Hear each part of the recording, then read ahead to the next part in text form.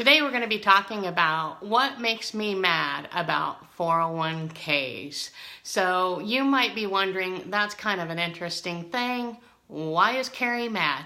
Well, I'll share with you why I'm mad in just a minute. First, I wanted to introduce myself. My name is Carrie Esho. I've been in the personal finance industry for 20 years. I started my own company so I can make videos just like this and help people out in personal finances. I also do a seminar called Practical Prosperity. So I'll tell you a little bit more about that at the end of the video. So first I wanted to start off and explain just real quick, defined benefit plans is one of the types of retirement plans. It's a defined benefit plan. The other type of retirement plan is one that's more commonly known, and that's called a defined contribution.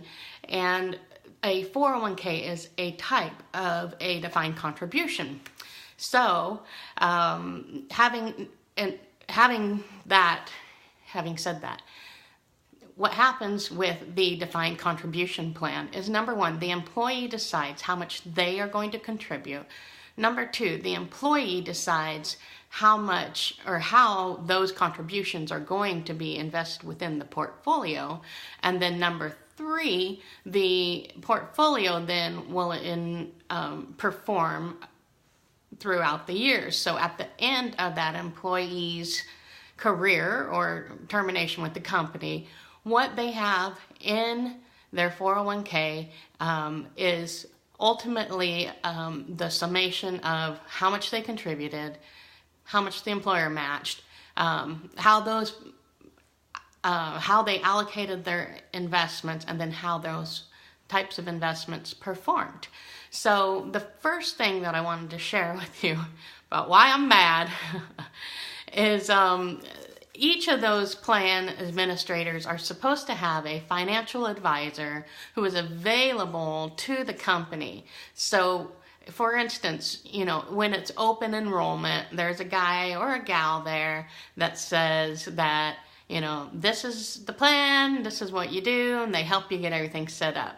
Well, after that, you don't see them again. I mean, if you do, tell me about it, because my experience has been that you'll see one person and perhaps they'll come at open enrollment and then you don't see them again until next year's open enrollment. It drives me crazy because this is people's life savings that we're talking about. What they're going to use to sustain themselves once they turn 65 or 67, whenever they retire. And that's going to last, what, if you're 25 years, 20, 30 maybe? So this is maybe not everything goes in a 401k. So you can choose an IRA, but the limits that you can contribute to a 401k are much higher than what you can contribute to an IRA. So, it's $18,000 versus $5,500. So you have that. What upsets me is that there's supposed to be a guy there to help you make decisions. And then that leads to peer-to-peer advice, which is, hey, Carrie, let's not use me. Hey, Bob, how are you investing your money? And Bob's like, well, I just put it all in mutual funds. And then you get that peer-to-peer advice where maybe no one really knows what they want to do, how they want to accomplish it, what their end game is, what their risk tolerance is. I mean, Bob may be like, well, yeah, let's let it ride. Let's do 90% in stocks and the other 10% in foreign investments. And the other guy might be risk averse. So that just drives me nuts, because if there was a professional there, then they would be able to make informed decisions instead of throwing darts at the dartboard and hoping something sticks. So anyways, that's the first thing that drives me crazy. Do your job, advisor. Show up. Okay. The second thing is the investment selections which you have within your 401k. So an example of that would be, once you get your 401k, the guy that shows up you will see within that the different selections that you have available. Sometimes it'll be called like the Retirement 2030 Fund, or 2050 Fund, or maybe it'll just be this one I saw, it drove me nuts. Where'd it go?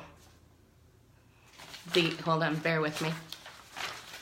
The Sophisticated Investment Portfolio.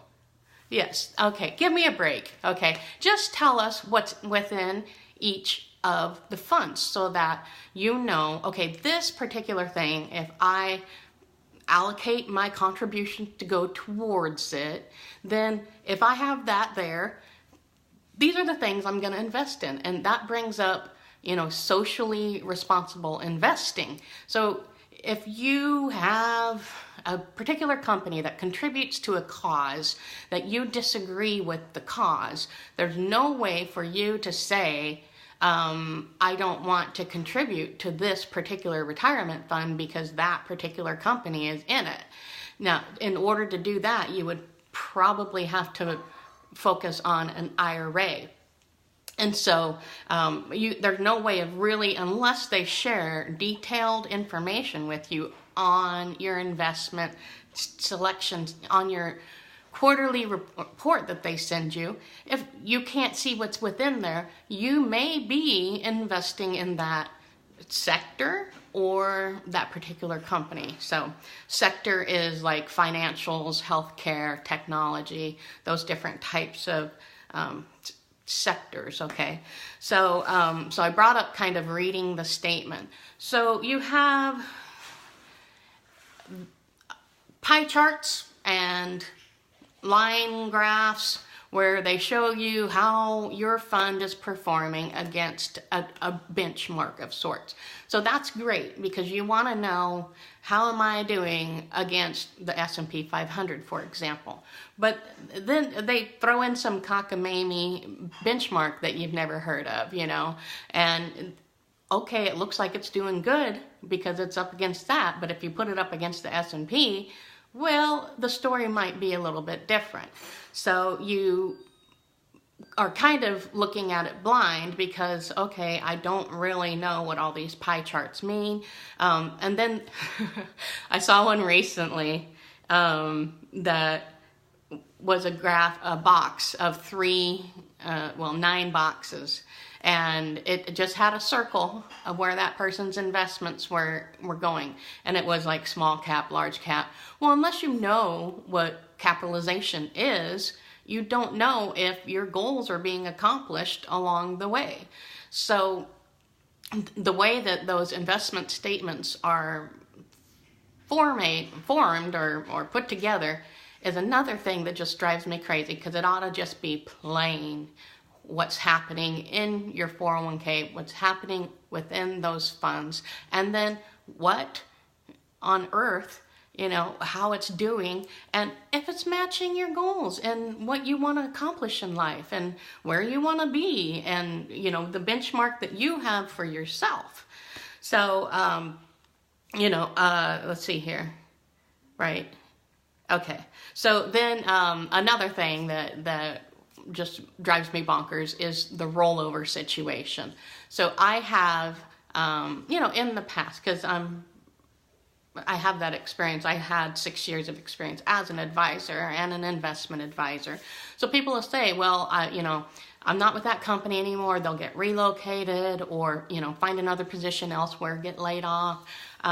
So there's technically there's 4 different ways you can handle your rollovers. You can leave it at the company. You can take it to your new company, roll it into the new company's 401k, or you can roll it over into an IRA, and then technically you could cash it out, being the 4th option. But, the 3 options there, a lot of people don't know that they can roll over their 401k into their new 401k. And then there's some legalities that,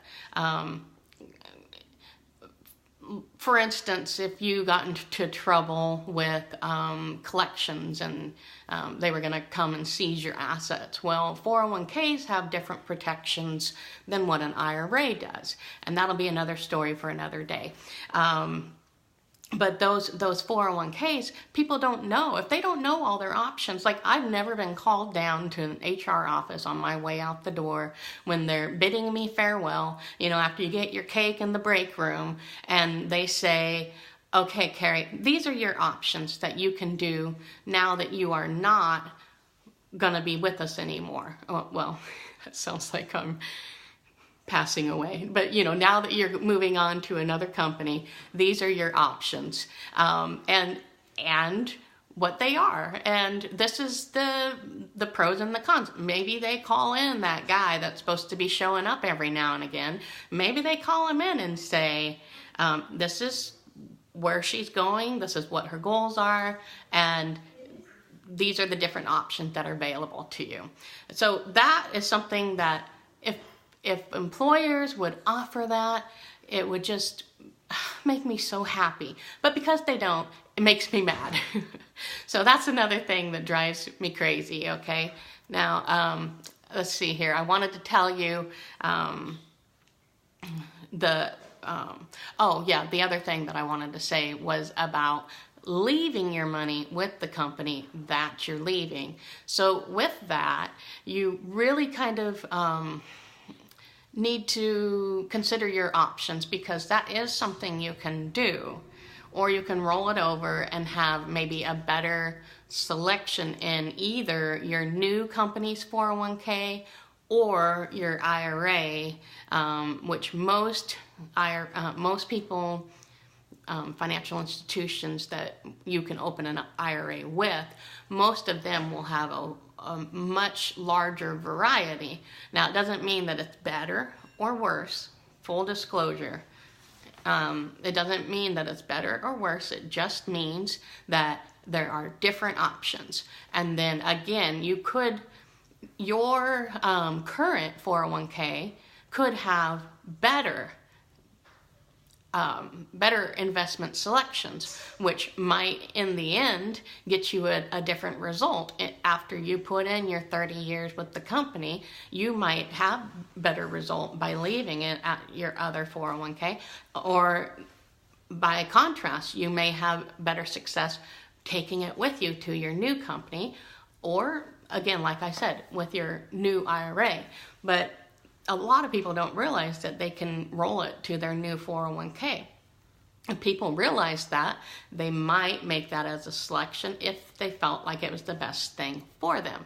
Like TSP plans drive me nuts because there's 5 investment options. How are you going to diversify your life with 5 investment options, okay? So you have now, okay, I understand within each one is diversified, but what happens if something happens to the one you're in? If it's in government bonds, which, the TSP, I think it's the G fund. Bear with me.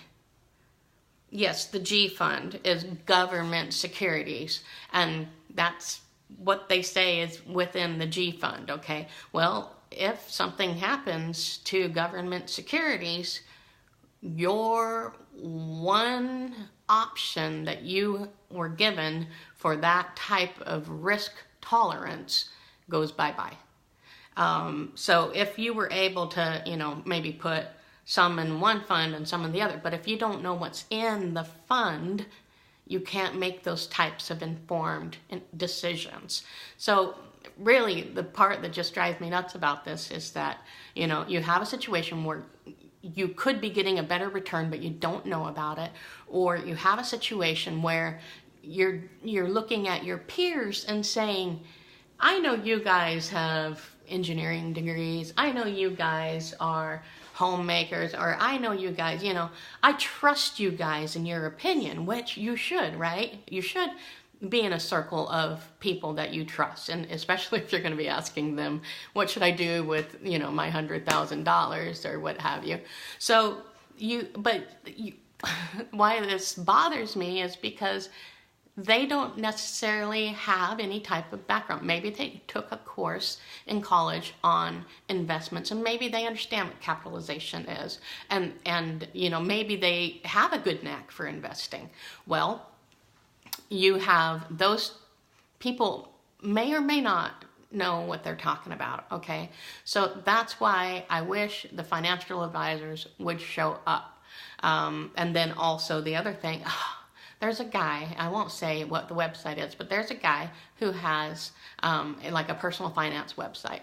And on that website, he has his story about how he became an investor for the first time, which is great. Like, share that story with us. But he has a particular bank or investment company that he's associated with that, he's got the link in there for, which I'm not against affiliates at all. But it's like those types of things. Oh, hey, this guy did it, and so I'll be successful too. Drives me nuts. So I do have something I want to read to you real quick. It says, this video is for informational purposes only and is not intended as an offer for, or solicitation of the sale of financial product, because I don't sell things, or service, or as a determination that any investment strategy is suitable for a specific investor. Investors should seek financial advice regarding the suitability of any investment strategy based on their objectives, financial situations, and particular needs. This video is not designed or intended to provide financial, tax, legal, accounting, investment, or other professional advice, since such advice always requires consideration of individual circumstances, so no blanket statements here. If professional advice is needed, the services of a professional advisor should be sought. So, and I wanted to share with you, when I was thinking about retirement plans, I was thinking about them last week, and I was reminded of Jeremiah 29:11, which says, I know the plans I have for you, declares the Lord, plans of good and not of evil, plans to give you a future and hope. And so it talks about planning in there. And I thought, well, that's really cool. And then I'm talking about employee benefits. Well, in the Psalms, it says, forget not all of his benefits. So I was just reminded of the fact that, number one, God has plans of his own to give us prosperity and riches and a good life that we can live and share that with others. So that's why I started my Practical Prosperity seminars. And what it is designed to do is to get people from the present, here and now, to what the Bible promises about prosperity using practical financial principles. So that's why I started that. And check it out at my website. Or I have two websites. Moneymanager.com is my business, and then CarrieSO.com will tell you much greater detail about the Practical Prosperity Seminar. So real quick, thumbs up if you learned anything or were entertained or disliked what I dislike. Anyways, you get the hint. So if you liked it or if it helped you out at all, do me a favor, give it a thumbs up, or share it, comment on it if there's something that I can help you with. And in fact, before I go, if there were any questions, I would answer them quickly for you. But in the absence of questions, then you can just join me every Thursday. I'm here at 1 o'clock Central Time every Thursday, and I'd love to have you join me again. And we always talk about different things, from taxes, investments, insurance, personal finance, things like building credit and loans and that type of thing. So join me every Thursday at 1 o'clock. Until then, we'll talk to you later. Bye-bye.